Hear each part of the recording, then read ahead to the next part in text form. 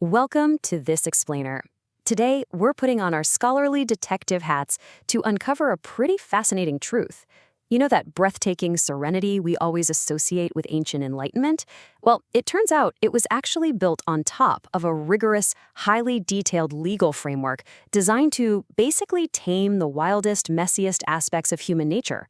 We're going to be decoding the 10 recitations Vinaya, a foundational text of monastic law, and figuring out what it actually means for us right now. Listen to this sharp, unforgiving reprimand from the Buddha. It perfectly sets the stage for our analysis today, because it reminds us that these early practitioners weren't just effortlessly sitting under trees all day.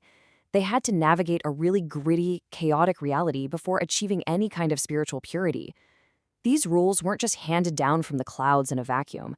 They were literally forged in the fires of human failure.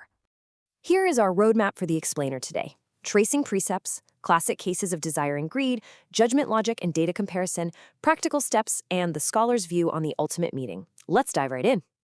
Section 1. Tracing precepts, humanity and rules.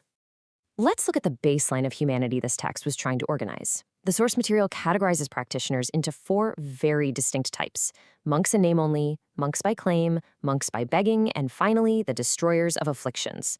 The text makes it incredibly clear that only that last group, the destroyers of afflictions, have actually reached the true goal, which completely explains why the other 3 groups desperately needed strict legal boundaries. I mean, they were still deeply flawed ordinary humans who just happened to be wearing robes. Moving to Section 2. Classic cases, trials of desire and greed. To really understand why these laws exist, we have to look at the specific cases that forced them into existence. Our first major case study is Sudina. During a severe famine, he couldn't survive by begging, so he went back to his wealthy home village. His mother was terrified that their massive fortune would be seized by the state if there was no heir, so she relentlessly pressured him to sleep with his former wife.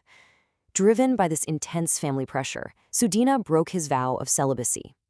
Afterward, the guilt completely consumed him. His fellow monks even noticed him physically deteriorating. This specific, tragic incident is what actually triggered the creation of the very first rule of absolute expulsion. Impartially analyzing the text reveals some wildly specific edge cases too, like Vajiputta, who quit, relapsed into his old life, and then suddenly wanted to come back, which prompted a whole set of rules about readmission. Then there's a genuinely bizarre case of a monk living alone in a forest who lured a female monkey with food. The monkey got jealous and literally attacked the monk's face. It just proves these laws weren't abstract theories. They were drawn up to handle highly unpredictable, sometimes absurd, real-world interactions. And that brings us to Danya. Danya ingeniously built himself this beautiful red clay hut. But the Buddha ordered it destroyed because it was inappropriate for a monk. Frustrated, Danya exploited a verbal loophole from a local woodcutter and took heavy timber that was actually reserved for the city's defenses. This wasn't just petty theft. It escalated into a full-blown international legal incident, and Danya got hauled straight before the powerful king Ajatasattu for interrogation. Now, King Ajatasattu ultimately let him go with a harsh warning. But the Buddha used this exact incident to set a strict, quantitative legal threshold. He actually had an attendant find out the exact amount a person had to steal to trigger the death penalty under the king's law. The answer? Exactly 5 coins. So the new monastic law was set. Stealing anything valued at 5 coins or more results in immediate, permanent expulsion. Which brings us to Section 3, Judgment Logic and Data Comparison. Let's look at the rigorous, almost algorithmic logic applied to these infractions. The data shows a surprisingly modern legal framework. A major crime was only constituted if 3 specific variables were perfectly met. First, the target. It had to be worth 5 coins or more. Second, the mental state. Deliberate, premeditated intent to steal. And third, the action. Physical displacement of the item. So if someone planned to steal a heavy item, touched it, but didn't actually move it from its spot, the ultimate penalty of expulsion didn't apply. The precision here is just incredible. What's truly astonishing is the exhaustive detail. The source material legally classifies theft across every conceivable domain. We're talking stealing from the ground, from rooftops, from boats, and even catching a blowing garment in mid-air with the intent to keep it.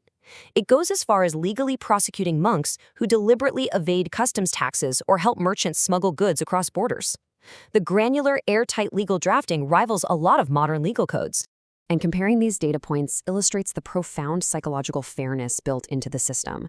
There's a massive distinction between parajika, complete expulsion, and no offense.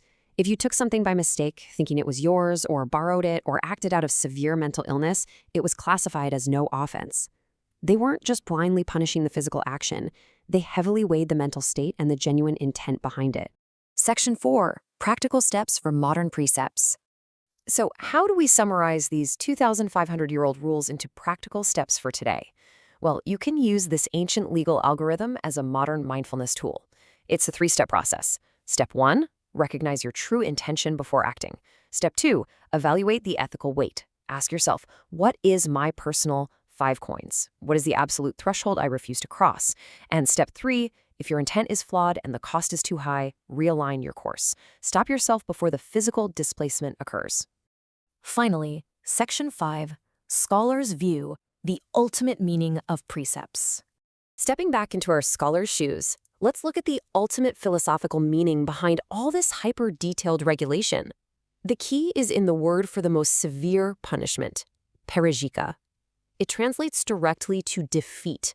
But notice, this isn't a defeat imposed by some angry judge or a vindictive king.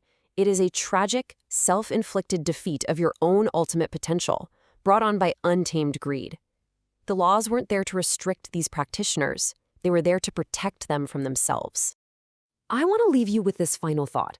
We live in an era of endless distraction and moral ambiguity. If those ancient seekers, who literally gave up everything they owned, still required such a precise, rigorous framework to protect their inner peace, what boundaries do you need? Consider how establishing your own unshakable code of ethics might actually be the single most effective way to unlock true freedom in your life right now. Thank you so much for joining me on this explainer.